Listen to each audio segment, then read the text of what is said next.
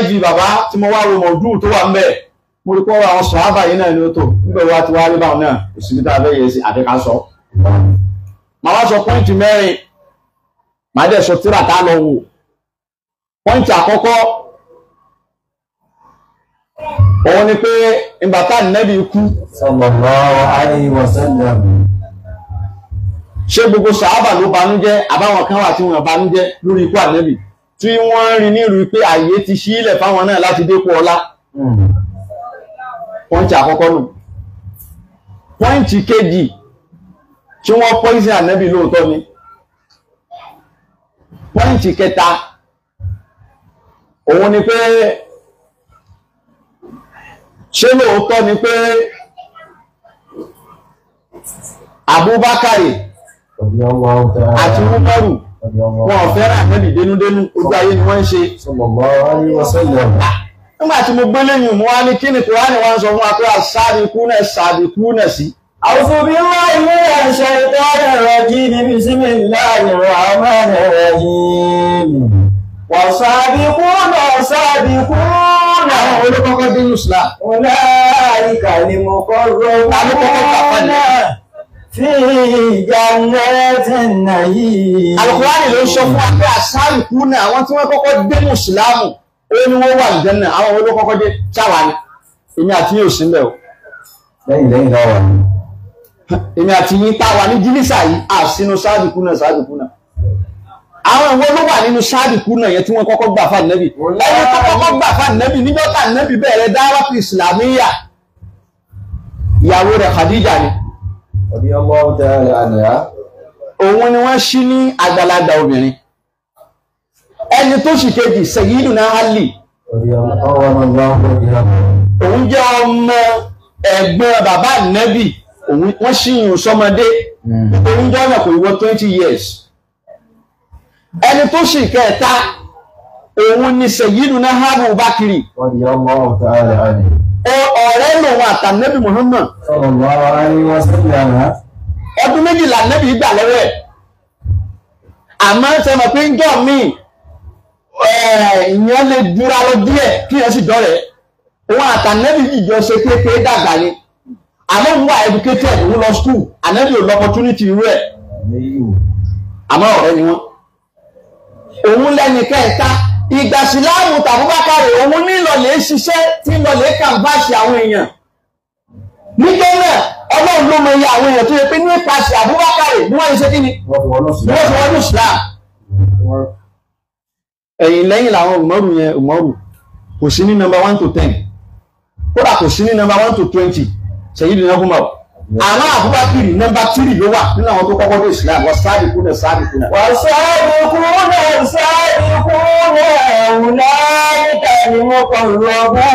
àwọn èyí lọ́wọ́ wá ròyìn pé muqarrabuna ní asúnwọn mọ́tò wọn Ọlọ́run. fi jannatin na'im. ibi tí wọ́n sì dé sí àlùjánnà ni nọ́mbà tèmi àti yín ò sí nínú bẹ̀ o nọ́mbà wa ò sí bẹ̀ o mi ì tiẹ̀ mọ nọ́mbà táwa gan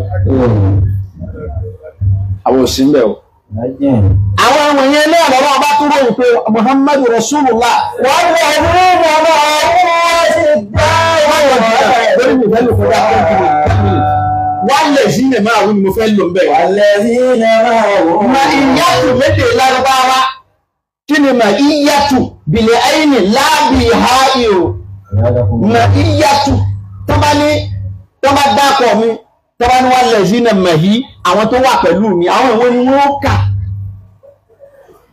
wọ́n lè sí ilẹ̀ máa wí tí wọ́n wá wí fún ànábì àwọn ìwé ló wà mọ́ ànábì yìí pẹ̀lú ànábì. ṣé wọ́n ta 1 to 5 wọn ní dákọ̀ Abubakari kò pọ́sibù nítorí bẹ́ẹ̀ a gbọ́dọ̀ dáùtù aburú síbẹ̀ yẹn Abubakari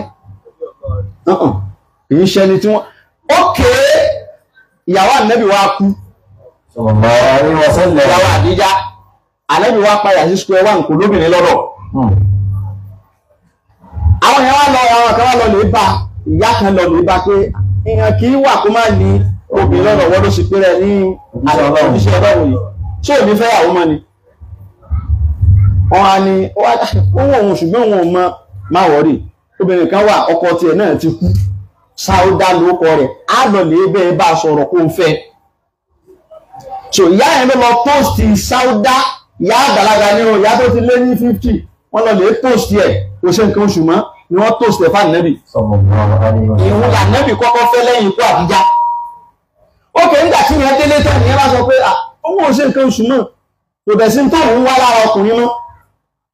Àmọ́ kó má dàbí ẹni pé òun ò sí lábẹ́ ọkùnrin kó òun máa rẹ́ni bá sọ̀rọ̀ lòun fi gbà lọ́lẹ̀ fọ́mọdé o.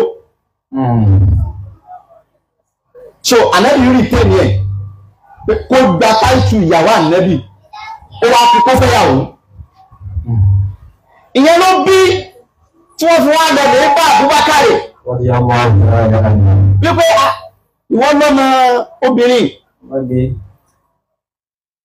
kò fẹ́ Aisha lọ́mọ ọdún 9 o fàbúlé léyìn níjọ́ta nẹ́bì tó fẹ́ ìyàwó Aisha ti lé 16 years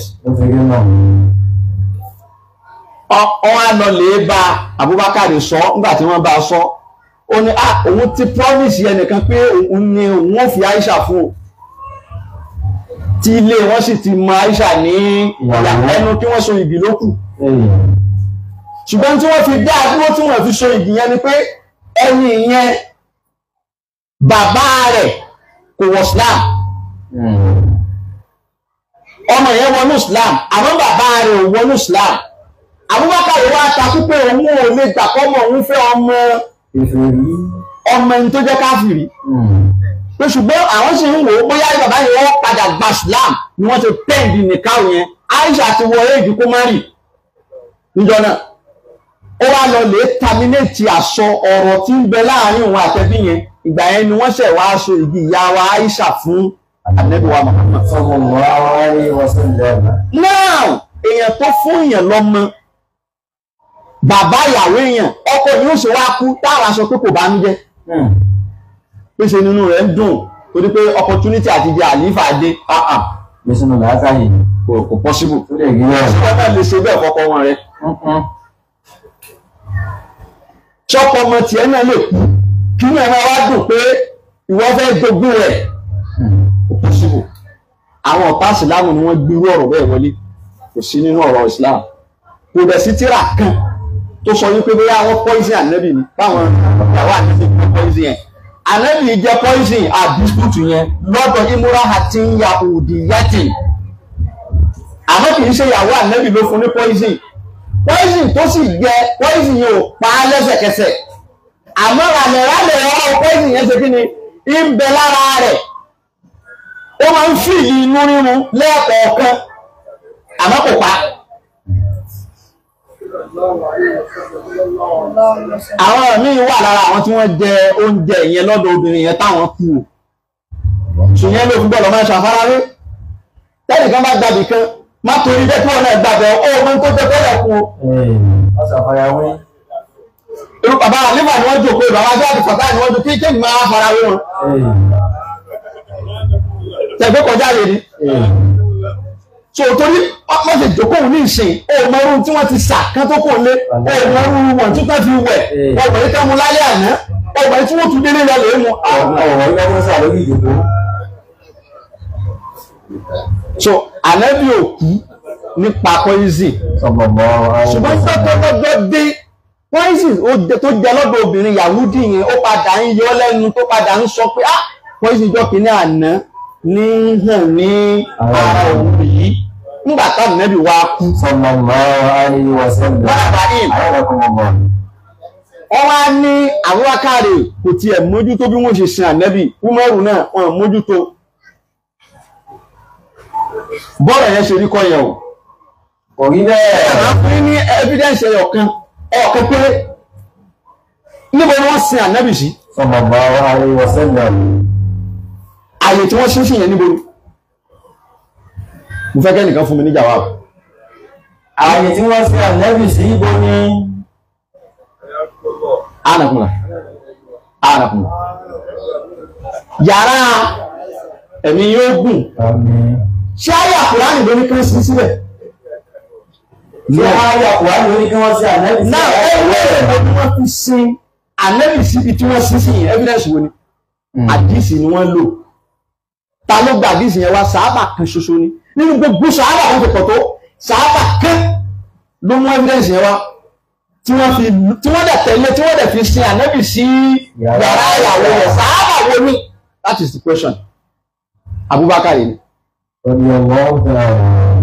gbangba ni mo ti ń sọ yìí o tíyẹn lè lọ wá ẹ̀rí pé mo fẹ́ já Abubakar nìkan torí pé àwọn ẹ̀kọ́ tí ń sọ wípé káwọn máa gbé ànábì lọ Mẹ́kà láti lọ lè sin Abubakar ló dìde ló ní rárá o òun gbọ́ lẹ́nu ànábì wípé mẹ́rin ànábì yún ilá ìdìfánì ẹ̀ṣùgbù kìbádù pípẹ́ tóun gbọ́ lẹ́nu ànábì ni pé ànábì ọlọ́run kò ní jáde láyé àfi kí wọ́n sin síbi tó bá kú sí ibi tó bá kú sí ni ọlọ́run fẹ́ kí wọ́n sin sí gbogbo àwọn sàárà tó kún wọn gbọ́ o nígbà tó lè fi jẹ́ pé yàrá ìyàwó ẹ̀ lọ́wọ́ tó dákẹ́ sí yàrá Aisha inú yàrá ẹ̀ náà ni wọ́n gbé tí wọ́n sin ànábì sí. Sọ pé Abubakar ò mójútó bí wọ́n ti sin ànábì ṣé kò ti conflict ọ̀rẹ́ láti sìn yẹn. Ẹnì kan ṣoṣo tó sọ̀rọ̀ ibi tí wọ́n sin ànábì sí òun náà lẹ̀ tó ní kò mójútó bí wọ́n ti sin ànábì ó takora wọn ó dé ní. Ẹlẹ́ẹ̀kejì níjọ́ tá ànábì kú ṣé bẹ́ẹ̀ ni wọ́n sin ẹ̀ṣọ́ ìbá ṣé dọ́tà ànábì kú ni wọ́n sin àwọn àfáàrí wọn dáhùn pé rárá ọjọ́ Monday lànábì kú alẹ́ ọjọ́ kejì ni wọ́n sin ọjọ́ Tuesday lálẹ́ lẹ́yìn ìṣáì. Now the question is láàrin ìgbà tá ànábì ti kú níjọ́ Monday yẹn sí alẹ́ Tuesday ọjọ́ kejì yẹn kí ni nǹkan tó ṣẹlẹ̀? Nǹkan tó ṣẹlẹ̀ yóò wá ṣàlàyé. Bàtà ànábì kú lọ́jọ́ Monday. Sallallahu alaihi wasallam. Ikú ànábì gbòdì lára àwọn sàábà. Rígbòdìbò ń pa wọn kò yí wọn mọ́. Kódà Sayyidina Umar ó bí ìṣìyà alẹ́ yìí ó dákú nígbà tó gbọ́ pa ànábì kú. Sallallahu alaihi wasallam. Mo lẹ́bídẹ̀nsì ẹ̀ lọ́wọ́ Tabaqatul Kubra Tabaqatul Ibn Sa'd. Umaru dákú nígbà tó gbọ́ pa ànábì ti kú. Bàtà tí wọ́n dání sí lójú tó jí ló fi dìde tó fi sọ pé mọ́ńkọ́là anahu mata nabiyyu kàtàlítòhù bí sẹ́yìfì. Tẹ́lẹ̀ kan bá tún sọ pa ànábì ti kú máa bẹ̀ lórí. Ó ní innama huwa zahaba ila rabbi kama sahaba Musa. Ó lánàá bí òkú o. Ó ní ànábì lọ sọ́dọ̀ Ọlọ́run ni ó fẹ́ dé Musa náà ṣe kí ni o òun náà lọ́jọ́ kì ní sáyìbú ìlàrọ̀ bí sáyàdì ni ó ní èdè tí Musa ṣe tó lu àgbàwí náà yé wọ́n tó fi padà dé ó ní ìlànàbì náà ṣe ó ló bẹ̀rẹ̀ ṣe kí ni o ó bẹ̀rẹ̀ ṣe jáka 40 days. Umaru sire àwọn èèyàn máa ń bẹ̀rù ẹ̀ mahab ni èèyàn tó ní jìnnìjìnnì lára ṣùgbọ́n àtúnṣe ọ̀rọ̀ yẹn kálukú àwọn ọ̀rọ̀ wá pẹ̀lú tí ó sọ pé ànábì ti ṣe kí ni ìdà ló mú dání gbẹ́mì tí wọ́n padà ní ìdà tó fi tẹ̀lẹ̀ báyìí ẹnìkan bá sọ pé ànábì kú ó bẹ̀ lórí ó sì ń fi dà yẹn tẹ̀lẹ̀ báyìí nínú akọ. Nígbà tó ń wá sọ báyẹn Sayyidina Abubakar wá ń bọ̀ láti ilé òun náà ti gbọ́ ìyàwó Aisha ní látijọ́ tóun ti mọ bàbá òun ò rí kó sunkún tó rú ẹkún tó sun níjọ́ tà níbi ikú. Sallallahu alaihi wasallam. Bí wọ́n mọ́. Kódà àwọn ẹ̀mí wà lórí iyèméjì pé irú mọ́rù ẹgbẹ́ tó sọ irú mọ́rù yẹn sì wọ́n ti mọ̀ pé ikú yẹn ti gbòdì lára ẹ̀ because ọ̀rọ̀ tó ń sọ yẹn ó ti takò àkídàtù Islam kí àyẹ̀yẹ̀ kú káwọn wá sọ pé ẹni tó bá sọ pé ó kú tó wọ́n rí pé kò bìlífù pàdé ṣe kí ni ó kú. Sallallahu alaihi wasallam. Abubakar wájú Abubakar nìkan ló lè wojú ẹ̀ bó ṣe dé báyìí ó kọ̀ lọ́bi tán pé ànábì sí ni bó ṣe dé bẹ́ẹ̀ ó kìsì ànábì kọ̀ balẹ̀ hù ó kìsì ẹ̀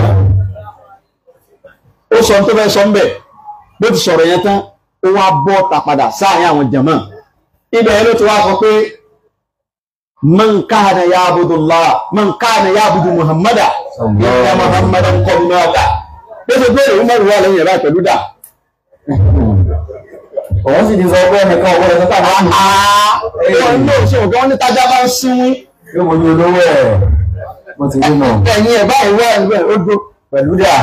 man kana ya'budu Muhammad nítorí àgàgà ló ṣe ń sọ man kana ya'budu Muhammada inna Muhammada qad mata amma man kana ya'budu la yamutu abada. Allahu Akbar. So ìwọ́n tó wáyé pé Muhammad ni ó bá wá sínú Islam tó ń sìn tó rò pé kò lè kú Muhammad ti kú tó wá kó ní Islam ní kò ṣe kí ni Ọ̀pọ̀ mẹ́rẹ̀. tó wá jẹ́ pọ́nà ló wá sínú Islam Ọlọ́run ò ní ṣe kí ni o láìláì làbúbákàrí fi sọ pé ló fi wá káyà pé ma Muhammadun illa rasulun qad khalat min qablihi ar-rusul aw qutila ló fi wá káyà yẹn ń tàn káyà yẹn Umaru bá tún kú sẹ́kún. Sallallahu alaihi wasallam. Pé ṣáàbẹ̀ mi lọ náà rẹ̀. Àmì mi kú. Ṣẹ́mọ̀ sẹ́ǹsì ẹ̀ wá padà ká ó kú wà ní. Bí bàbá tòun náà ṣe ṣe kí ni? Bó ṣe kú. Ṣé wá rí ẹ̀sìn Islam? Ẹ̀sìn yẹn kì í ṣẹ̀sìn nìkan. Ẹ̀sìn àti politics ni. Al-Islamu dínú wa siyasa. Ìtí wọ́n bá lè ń pè ní siyasa kò ń sọ̀rọ̀ à ń pàtẹ̀sùn bá nìkan àwọn láwà nínú nǹkan tó ti involve pé à ń lọ sí war à ń lọ jagun. Politics ti wọ̀. There must be rule of law, rules of engagement, there must be governance. Ẹ̀yà ọkọ̀ mọ́ wọ̀. Ní president ìlú kan kó kú láyé kan wá dìlé ìyẹn nìkan sí position yẹn acting within 24 hours kò possible. Níjọ́ tí Yar'Adua kú ṣọwọ́ 24 hours kí wọ́n tó ní kí Jonathan máa ṣe acting lọ láyé nítorí pé àwọn fáìlì kan wà nílẹ̀ tó ní ìdíkíni percentage of signature within 24 hours tí ọ̀rá ẹni sáà yẹn country yẹn máa dàrú. Ìgbà tí president Iran tó kú sínú plane crash ṣọ́dún ìnàbí last year àwọn àti Israeli ní issue àìpẹ́ ẹni crash yẹn ṣẹlẹ̀ tí president wọn bá lọ ṣọ́wọ́ 24 hours ká tó swearing yẹn lómi kódà nínú plane lẹ́nu yẹn wà tí wọ́n ti ń ṣe swearing yìí fún pé ìwọ máa bá lọ. Ó máa bá ṣe lọ. Bẹ́ẹ̀ ni tí àmúrù kan bá ṣubú lójú ogun when the commander falls in battlefield immediately there must be another commander to take over. Masha Allah. Ẹ gbọ́dọ̀ dìní ẹ̀ ìyẹn làwọn Abubakar àti Umaru wá padà lọ lè rán pé ta ni yóò máa ń tu ikọ̀ Islam Ànábì ló ti lọ yìí àwọn decisions ta ni ó máa direct yẹ. Wọ́n lè àwọn Lárúbáwá very volatile set of people. Lárúbáwá àti ayé Kùránì fi sọ pé àlàárá àṣàjù kúkú fúrọ́nù wọn ni fáàkọ̀ ọ̀rẹ́ àpẹẹrẹ bàbá àwọn abíyẹ̀ ṣe ní sá. Lárúbáwá jà ìjà kan 300 years ni wọ́n fi jà ẹ sọ pé kí ló pinlẹ̀ ìjà yẹn wọ́n ní ìpara fún mi ni. Bẹ́ẹ̀ ni wọ́n lè jà for complete 300 years. Tẹ́ntẹ́ ìkan bá fẹ́ kú yóò máa sọ fún àwọn ọmọ ẹ̀ pé Mukadas òun ti fẹ́ kú ìjà yẹn ẹ má ṣe kí ni ẹ máa bá lọ sọ pé òun sọ máa lè ó ń sọ àsọọ́lẹ̀ ìjà wọ́n dẹ̀ jà fún 300 years lórí pé ẹni yìí pa àkúnlẹ̀ tó tán. So irú àwọn èèyàn yẹn nìyẹn wàá fílẹ̀ wípé torí pé à ń mọ̀ nípa ìrẹ́bì kú ká má wàá yẹn nìkan kó máa ń tù leadership within 24 hours. Ìyẹn náà ló ń jẹ́ pé ẹjọ́ tó bẹ̀rẹ̀ pọ́sùn kan ta ló nídi irun tí wọ́n kí sàmẹ́bì lára. Sallallahu alaihi wasallam. Wípé òkè ṣe òkè tí mùsùlùmí bá kú wọ́n ní wọ́n gbé òkú síta wọ́n tẹ́lẹ̀ àwọn èèyàn tó wọ́n ṣe jànẹ́sà táàmì máa ń mú Táwọn èèyàn kí wọ́n lẹ́yìn ẹ̀. tó kírun sàmẹ́bì lára táwọn èèyàn wá tò lẹ́yìn kò sí. Bẹ́ẹ̀ ni mo sọ fún kò sí wọn gbọ́ àwọn kírun sí lára ìgbà tí wọ́n ti yàn lídà ó wá kú pé kí wọ́n wá sọ pé wọ́n fẹ́ kọ́ síwájú wọ́n fẹ́ Ṣé wọ́n ni?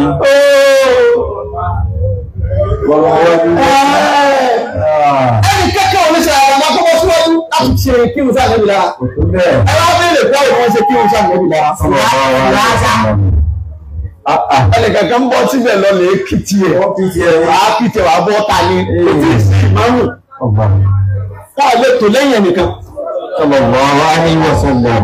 Fùrádá ní kádùkú kìtì ẹ̀. Ìyẹn ló fà dìlé yẹn tí wọ́n fi lè sin ànábì di ọjọ́ kejì. nígbà wá gbíjọ́ kejì tí kálukú ti ṣe tó fẹ́ ṣe wọ́n dẹ̀ ti lọ lè yan leader within that 24 hours yẹn ni wọ́n swear in Abubakar pé kó jẹ́ khalifa. So nígbà tí Abubakar ti jẹ́ khalifa ìgbà yẹn náà ó ti bọ́ síjọ́ kejì ìgbà yẹn ni wọ́n tó lè sọ pé wọ́n fẹ́ sin ànábì wọ́n sin ànábì lẹ́yìn Abubakar àti Umaru gbogbo wọn dúró síbi sáré. The only thing ni pé Umaru àti Abubakar àwọn kọ́ ló wu ànábì ẹ dákun tó kù mùsùlùmí bá kú àwọn wọn ní àlà àọ́lá àwọn tó lẹ́tọ̀ọ́ sí jù kí wọ́n wẹ̀ kú. àwọn ẹbí ẹ̀ nìyẹn. So that one is not a crime. Wọ́n sínú ẹbí ẹ̀ wọ́n lẹ́tọ̀ọ́ àti lọ ní owó ànábì náà. Àwọn tó bẹ́ẹ̀ bí ẹ̀ gẹ́gẹ́ ní ìsìláàmù ní ṣẹ̀rí àmì àṣọ pé káńtó kí ni wọ́n wẹ̀ àwọn lọ́dẹ̀ wẹ̀ Sayyidina Ali Fẹ́ẹ̀nù bùnà Abbas ó di méjì Aisha bùnà Zayd ó di mẹ́ta Kusam bùnà Abbas ó di mẹ́rin àtẹrù kan àwọn márùn tó ń wẹ àtẹwé ànábì nìyẹn. Sallallahu alaihi wasallam. Wọ́n dẹ̀ wẹ̀ ní wọn bọ́ṣọ lára ẹ̀. Àwọn tó gbé ànábì ní fámìlì ẹ̀ àtẹrú ẹrú méjì fámìlì mẹ́ta bẹ́ẹ̀ ni tí wọ́n jẹ́ ẹrú ànábì. Sallallahu alaihi wasallam. Ìyẹn nìkan ni jùlọ ní tí wọ́n ṣe lójú Abubakar àti Umaru àmọ́ sísìn ànábì Umaru Abubakar gbogbo àwọn sábà wọ́n dúró sétí kòtò yẹn níbi tí wọ́n ń sin ànábì gbogbo èèyàn ò lè wọlé àwọn Abubakar àti Umaru wọlé wọn wà ń bẹ̀.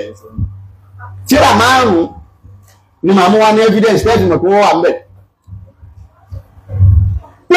Tíra wọn ló sọ ìtàn ànábì gan. Sallallahu alaihi Wípé wasallam. gbogbo wọn bí ànábì sí ìlú Mẹ́kà kíní kan ìyá rẹ̀ ń jà níná bàbá rẹ̀ ń jà Abdullahi. Tíra wọn gan ló jẹ́ ká mọ̀. Àkọ́kọ́ tíra kan kọ́kọ́ ṣe tó sọ ìtàn ìgbésí ayé ànábì Tariq Ibn Ziyad ni. Kò sí tíra tó ṣáájú ẹ̀ nínú tíra sírọ̀. Bẹ́ẹ̀ ni gbangba ni mo ti ń wí. Ibn Ziyad kọ́kọ́ kọ́. Ìyí tí Ibn Ziyad kọ́ òun ló pẹ̀lú Ibn Hisham àtàrà Ibn Ziyad túra àti Ibn Ziyad ní Ibn Hisham ti kọ́ títí ẹ̀ sọ́mùrì ló kọ́. Ó yọ bẹ́ẹ̀. Bẹ́ẹ̀ náà ni Tọ́bárí náà kọ nínú ẹ̀ ní òun náà ní òun ní Ibn Ziyad òun náà ṣe kí ni ló ń lò bẹ́ẹ̀ bí reference tó fi kọ́ tiẹ̀. Ìkankan ni wọn ò ṣáájú Ibn Ziyad. Ẹ wá lọ wo Ibn Hisham ẹ wo tíra ẹ̀. Kí ló sọ? Ó sọ yí pé Abubakar àti Umaru ojú wọn ni wọ́n ṣe sin ànábì. Sallallahu alaihi wasallam. Wọ́n tó ṣe ti kòtò. Pé Ali ó wà nínú kòtò yẹn. Fọ́dù ó wà nínú kòtò yẹn. Àwọn ẹrú méjì náà wọ́n wà nínú kòtò yẹn. Àwọn ni wọ́n ń tẹ́wọ́ gba òkú nísàlẹ̀. Pé ṣùgbọ́n Umaru Abubakar wọ́n tó ṣe ti kòtò. The same thing bó ṣe wà nínú tó wáyé nìyẹn. Ó di tíra méjì. Tọ́ba káàkiri kúrò tí Ibn Sáàdì ṣe àgbà nínú tíra sírọ̀ òun náà ó wà ń bẹ̀. Odi mẹ́ta dàláyé nùbúwà tí bẹ́yà kìí ṣe ó wà ń bẹ̀ àlìbìdáyà wà ní àyà tí Ibn Kathir ṣe ó wà ń bẹ̀. Ó pé máa gbọ́. Now kí wọ́n padà síbi notion wípé bóyá àwọn àyàwó ànábì bóyá wọ́n poison Ànábì sallallahu alaihi wasallam. ẹjẹ́ a máa bẹ lẹ́wọ̀n àwọn àfà tíra àpáàkà tí ó kórì ibú bọ́ ọlọ́mọdé aka ọ̀.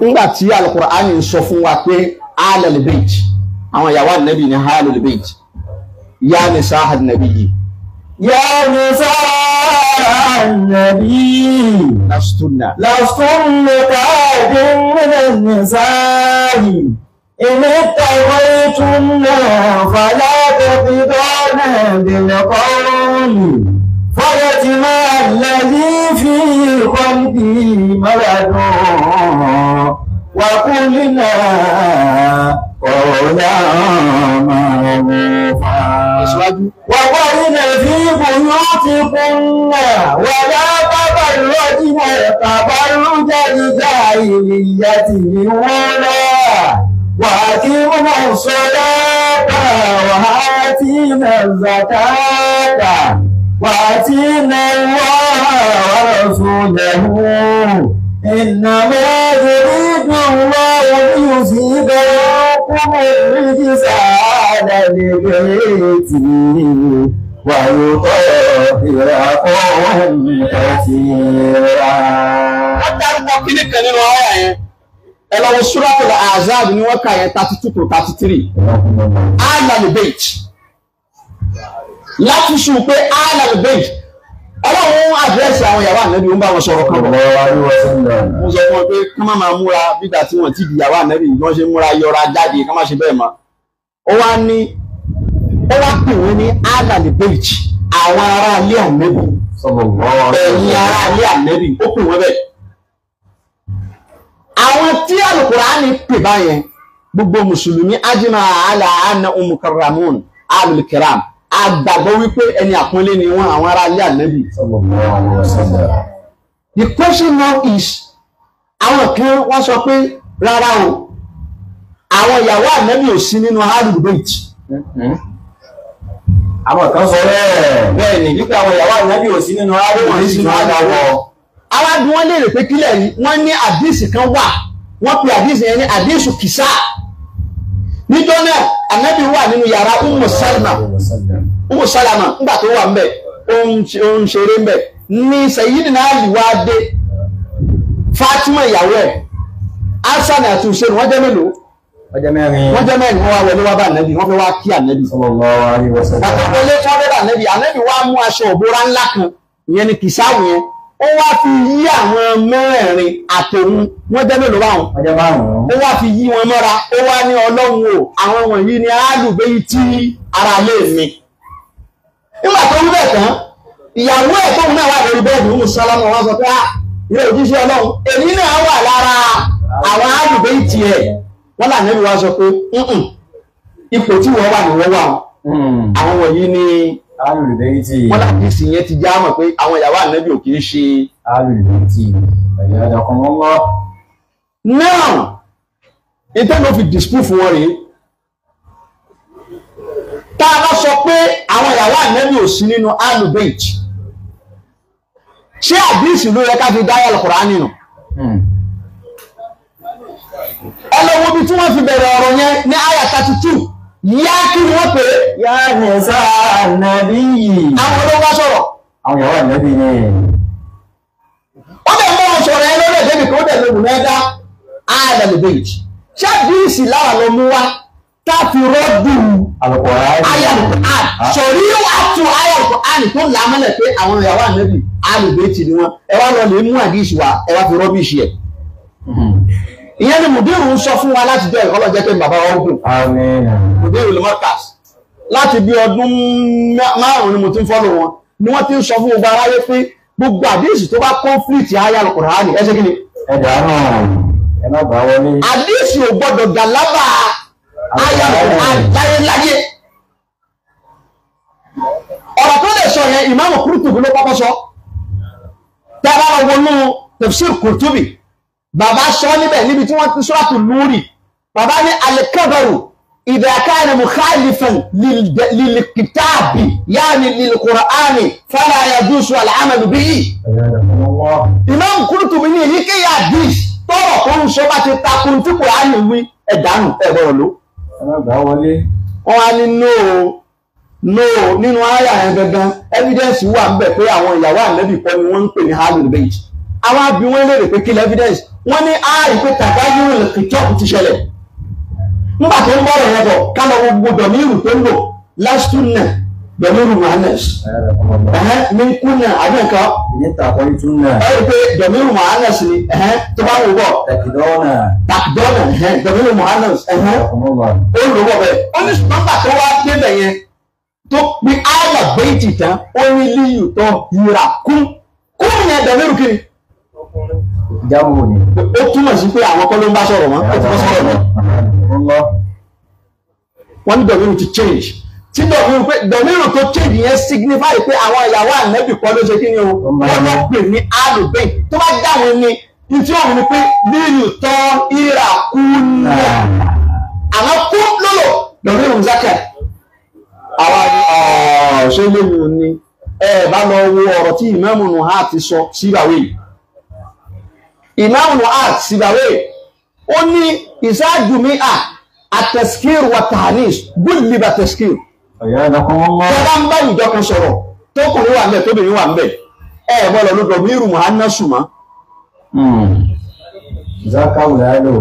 dọ̀míìrù tí mùsákà lọ́wọ́ tó kíni lẹ́nu táwa lọkùnrin tó wọnú kìtọ́ọ̀bù yẹn tí ọlọ́run fi yí padà tí ò fi lo dọ̀míìrù Muhammad mọ́ ànẹ́bì fúnra rẹ̀ ni. Sallallahu alayhi wa sallam. ta ni wọ́n fún ní Kùránì Ànábì.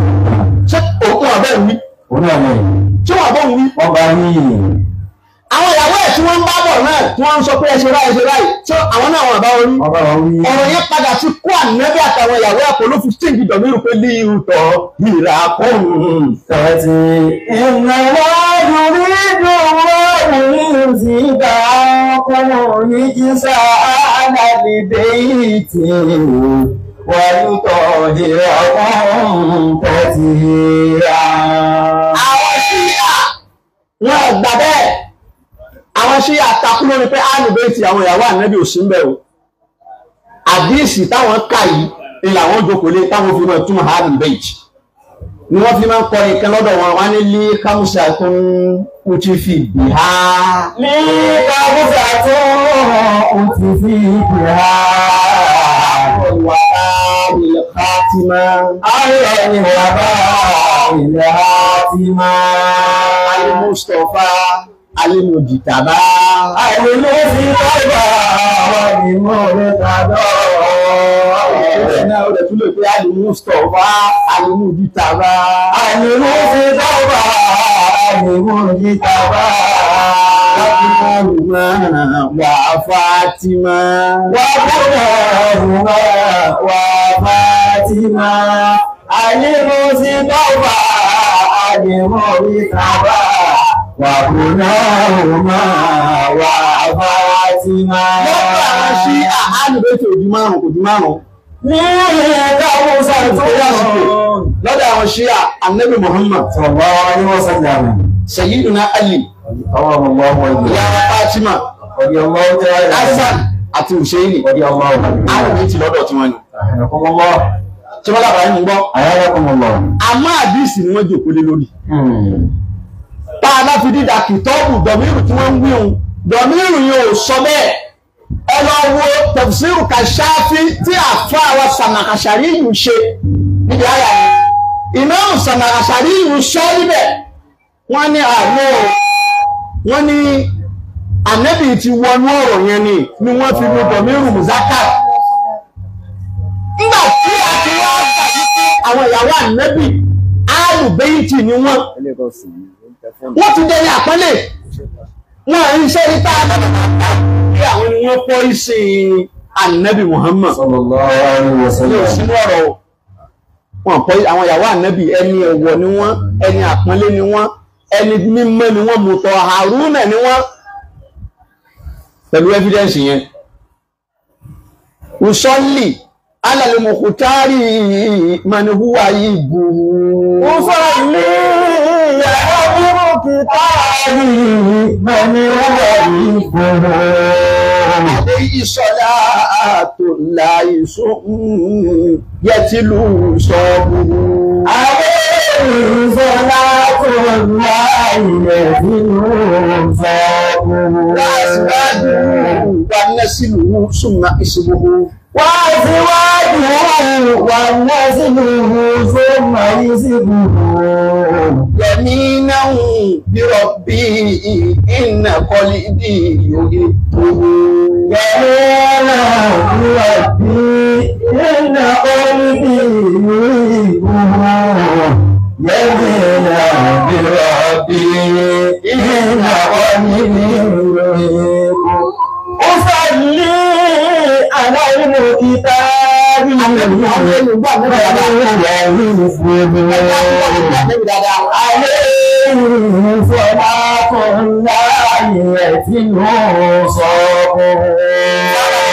Èsì àfáàgbà tó bá wà lójú ọ̀nà Súfí tí ó bá wọn bú Sàhábà. Lójú ọ̀nà Súfí omi ìṣọ́ lójú ọ̀nà mi o. Lójú ọ̀nà Súfí kò ní bú Sàhábà o. Ẹ máa rí àwọn átìmí kan tán máa yà tán wọ́n á kọ orígun mẹ́rin átìmí yẹn wọ́n kọ Abubakari Umar Ruwai Usman Ruwai Akiba Asimu ló sì rí bẹ̀. Kódà kódà àwọn ìyáàmù kan bẹ orúkọ àwọn mẹ́rin máa pín síbẹ̀ ni tí wọ́n rí bá ṣe ní ire àwọn ìyáàmù yóò ní ṣiṣẹ́ fà. kò ní ṣiṣẹ́ o ẹkùnrin kan dùn ní ìtàláwa o. àwọn ọkọ̀ mọ́ sọ́rọ̀